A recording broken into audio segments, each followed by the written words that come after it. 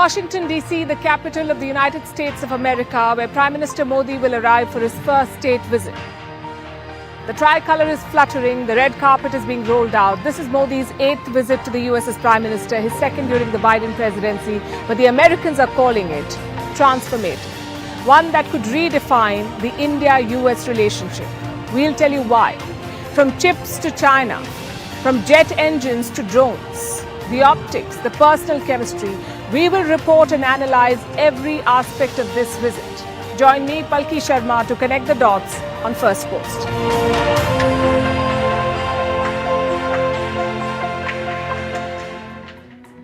Hello and welcome to Fast and Factual. I'm Utsaf Parekh and I'll take you through the top 50 stories of the day. Let's begin. Russia's defense ministry said its forces repelled a Ukrainian attack in the Donetsk region on Monday. The attack was part of Ukraine's ongoing counteroffensive. Russia also claimed that its troops captured a French-made tank from Ukrainian troops. Russian President Vladimir Putin met African leaders in Moscow on Sunday. The meeting was held to discuss a peace plan for the ongoing war in Ukraine. Leaders from South Africa, Senegal, Egypt, Zambia, Uganda, Congo, and the Comoros Islands urged Putin to stop the war. During the conference, Putin said that Russia was open to dialogue with Ukraine. Ahead of visiting Russia, the African leaders also met Ukrainian President Volodymyr Zelensky in Kyiv. Meanwhile, South African President Cyril Ramaphosa called the African peace delegation's trip to Russia and Ukraine useful. He added that getting Russia and Ukraine to engage with African nations was a huge achievement. Ramaphosa also announced that the African delegation would hold further discussions with Putin and Zelensky in July this year.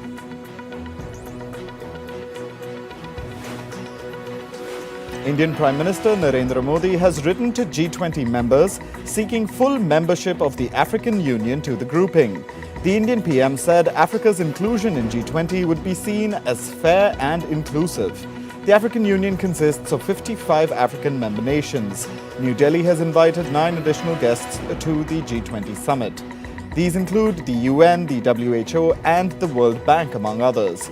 India holds the G20 presidency till November this year.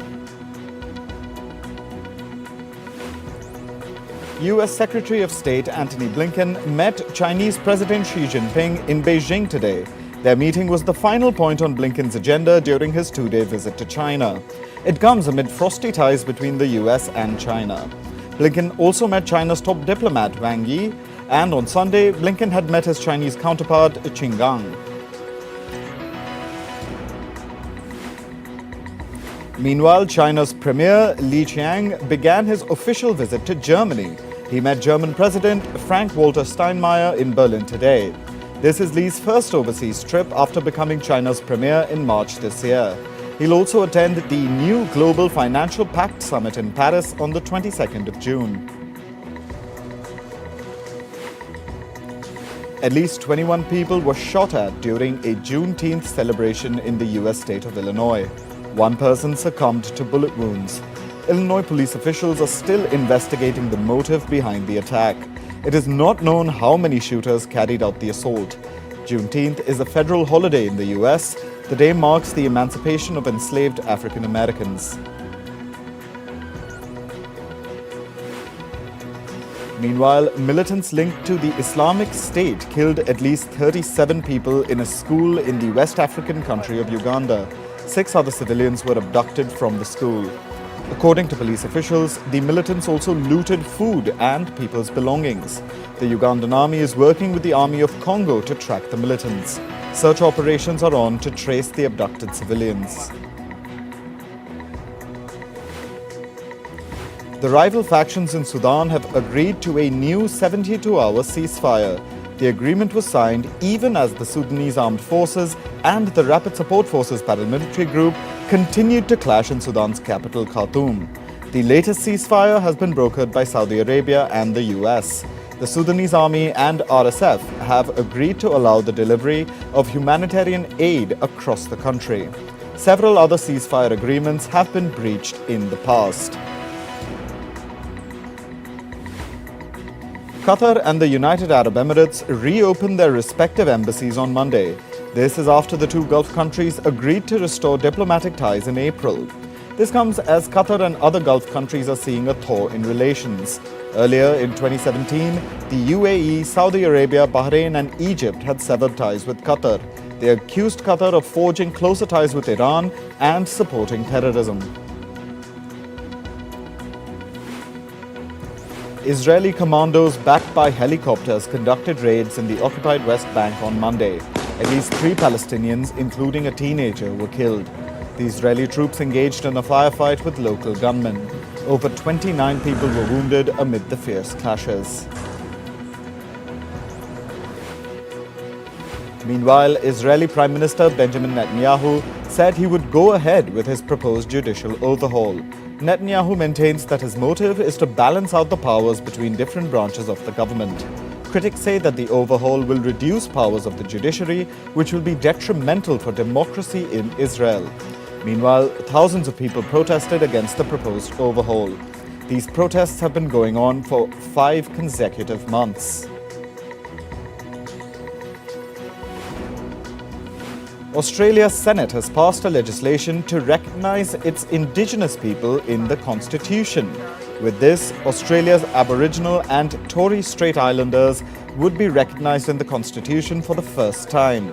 They'll also be consulted by Parliament on matters affecting the Indigenous communities.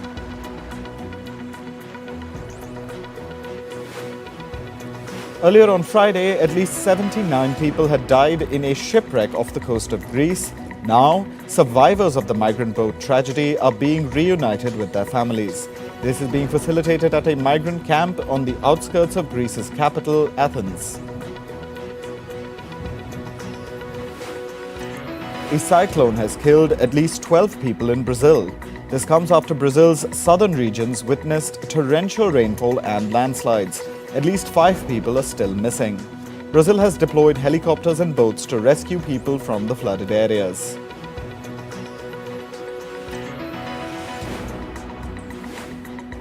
One person was killed as flash floods triggered a landslide in the South Asian country of Nepal.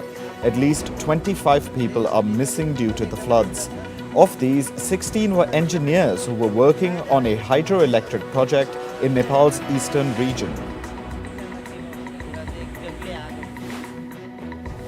Heavy rainfall has caused flooding in India's northeast state of Assam. Over 34,000 people have been affected. More than 12 districts are completely flooded. Disaster management teams have warned that the Brahmaputra River is flowing above the danger level. This means that it's likely to cause further flooding across the state. Meanwhile, parts of India are scorching under a severe heat wave. At least 100 people have died from the blistering heat in India's Uttar Pradesh and Bihar states. Over 400 people were hospitalized due to heat stroke. Temperatures in India's north and central regions crossed 42 degrees Celsius. India's meteorological department has forecasted that the heat wave will continue for the next 3 to 4 days. Temperatures crossed a record 40 degrees Celsius in Mexico. At least 8 people have died from the heat wave. Meanwhile, Mexico's northern regions are also experiencing a severe drought. Residents are without water and electricity as the country is unable to meet the surge in demand. Voters in Switzerland are divided over a climate law ahead of its referendum. The law aims to make Switzerland a carbon-neutral country by 2050. However, this would imply that higher taxes are levied on the residents. Meanwhile, reports show that Switzerland is warming at over twice the global rate. Analysts from the financial firm Goldman Sachs have cut the forecasts for China's economic growth. It lowered Beijing's 2024 real GDP growth forecast from 6% to 5.4%. The bank says that weak consumer confidence and a declining property market could affect the country's economy. The UK's antitrust regulator has approved Amazon's purchase of iRobot. It said that the deal will not lead to competition concerns in the UK. iRobot is an American firm that makes robotic vacuum cleaners and floor moppers. In August last year, Amazon had proposed to buy the gadget maker for nearly $2 billion. Pharmaceutical giant AstraZeneca is reportedly planning to spin off its China business. It's planning to list the unit in Hong Kong's stock market. This comes amid tensions between China and other countries, including the US. AstraZeneca is the biggest drug maker in China. The firm SVB Financials is in talks to sell its investment banking division, SVB Securities. The financial details of the deal have not been disclosed. Reports say SVB Securities will be rebranded after the divestiture. The unit will continue to focus on investment in the healthcare industry. SVB Financials is the parent company of the collapsed Silicon Valley Bank.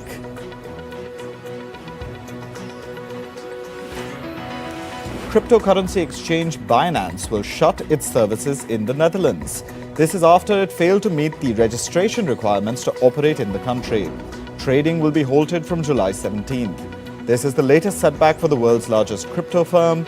Earlier this month, Binance was sued in the US for evading securities laws.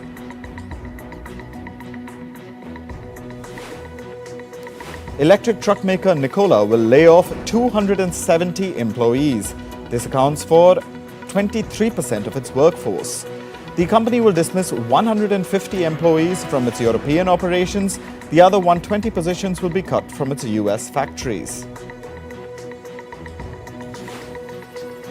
American chipmaker Intel will build a new chip factory in Israel. It will spend $25 billion on the project. The factory is due to open in 2027. Israeli Prime Minister Benjamin Netanyahu says this is the largest ever international investment made in the country.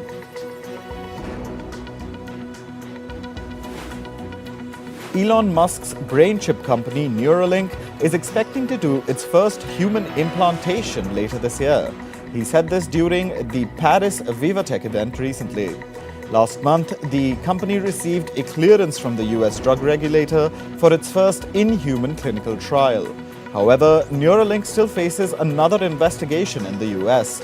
This is regarding its handling of animal experiments. Meanwhile, Musk has said that he's planning to launch a Twitter video app for smart TVs. However, Musk did not give any details about the app or its launch. This will be in line with the company's plan to focus on video content on the platform. The social media company plans to focus on videos and commerce partnerships to diversify its business. Twitter's new CEO, Linda Yaccarino, spoke about the shift in focus during an investor presentation last week. Microsoft has said that it was hit by cyber attacks earlier this month. These cyber attacks were behind widespread service outages. On June 5th and 6th, Microsoft services, including Teams and Outlook, were down for thousands of users. However, the company has said that customer data has not been compromised. Moving to sports, in cricket, Australian captain Pat Cummins took control for his country in a rain-studded Day 3 of the Ashes. Displaying his all-round capabilities, the lower-order batsman made a useful 38. Australia made a total of 386 in the first innings and are just 7 runs behind England. Following his batting stint, Cummins also dismissed Ben Duckett as England finished 28 for 2 at the end of Day 3. Bangladesh secured a record-breaking 546-run Test match win against Afghanistan. The test took place at Mirpur in Bangladesh, ending on Saturday. The 546-run win is the third biggest by margin of runs for any test-playing nation. It's also the largest win by margin of runs in this century. In football, Spain beat Croatia 5-4 in a dramatic penalty shootout win to lift the UEFA Nations League final trophy. Spanish keeper Unai Simon saved a Croatia penalty in the shootout. He saved a penalty by Lovro Majer when the shootout was level at 3-all. With this win, Spain's 11-year UEFA trophy drought is finally over. while Croatia still wait for their first title. India beat Lebanon 2-0 to win the Intercontinental Cup final in the Indian city of Bhubaneswar. Skipper Sunil Chhetri's 87th international goal helped India clinch the title for the second time after winning it last in 2018. Lalianzuala Changte scored the second goal for India in the 65th minute. In tennis, British tennis star Andy Murray defeated French player Arthur Cazaux to win the Nottingham Open. Murray defeated Cazaux 6-4, 6-4 to win the grass court title. The win comes as Murray continues his Wimbledon preparation. 36-year-old Murray has now returned to the top 40 of the world rankings, ending a 5-year hiatus. American player Frances Tiafoe has won the title run at the 2023 Boss Open in the German city of Stuttgart. Tiafoe beat Germany's Jan-Lennard Struff, winning his third career title and first on grass. The triumph has paved the way for him to enter the ATP Top 10 rankings for the first time in his career.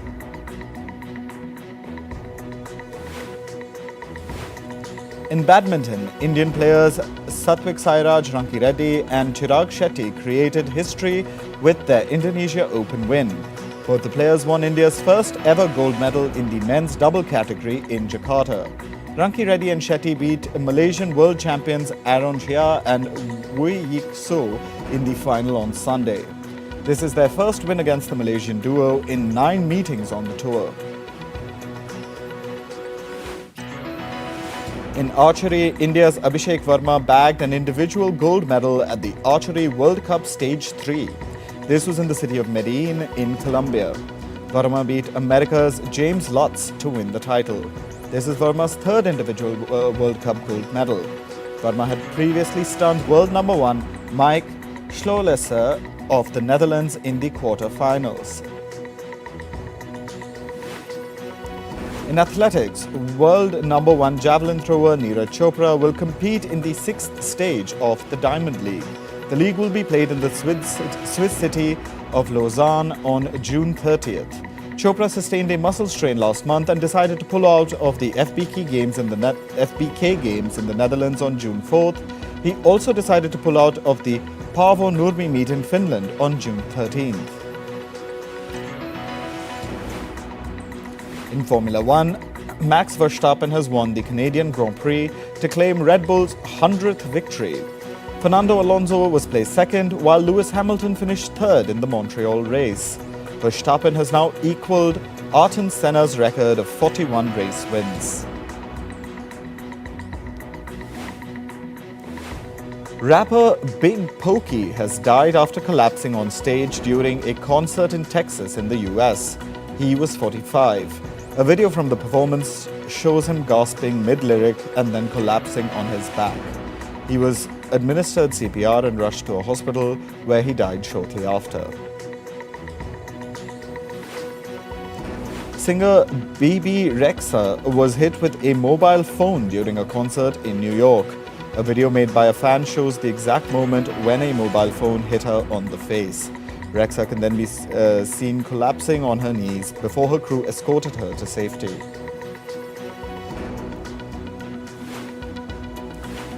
Day 2 of the Beyond Wonderland Electronic Dance Music Festival has been cancelled. This is because of a shooting incident at a campground near the concert venue in Washington. At least 2 people were killed and 3 injured in the incident that took place on Saturday. A documentary about Ukrainians fleeing war in their homeland has won the top prize at the Sheffield Docfest. Titled In the Rear View, the documentary won the Grand Jury Award for International Competition.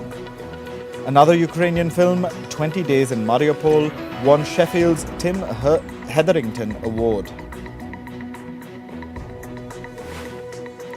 Netflix has released the first look of its live-action series titled Avatar: The Last Airbender. The teaser was launched at the streaming platform's fan event in Brazil's Sao Paulo. The series is an adaptation of the award-winning animated series of the same name. It stars Kaya Wentio, Gordon Cormier and Ian Ousley.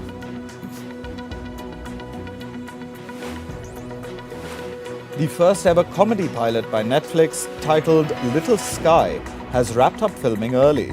This is due to disruptions caused by the Writers Guild of America strike. The show's production was also halted on 2 occasions due to picketing by striking members. The show was initially scheduled to film till the 20th of June, but Netflix informed the cast and crew that they were happy with material.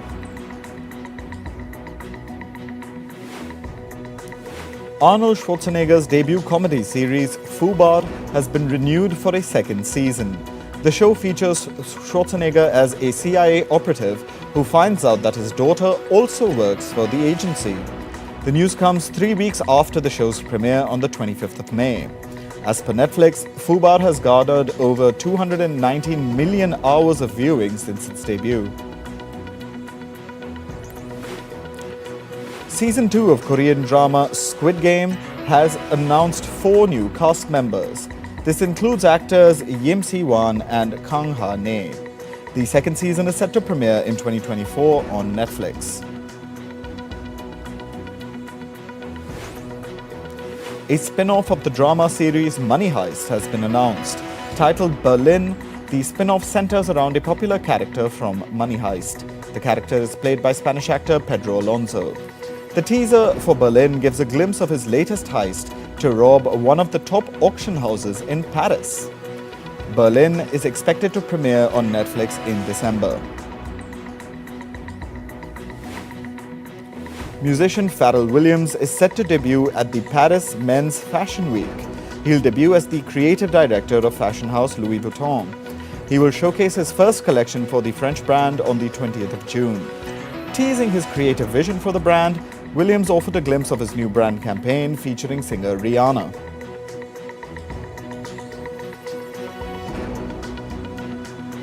That's all for this edition of Fast and Factual. Thank you for watching. Stay tuned to Firstpost.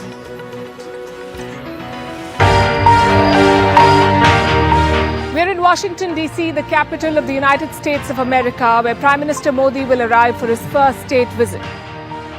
The tricolour is fluttering, the red carpet is being rolled out. This is Modi's 8th visit to the US as Prime Minister, his 2nd during the Biden presidency, but the Americans are calling it transformative. One that could redefine the India-US relationship. We'll tell you why.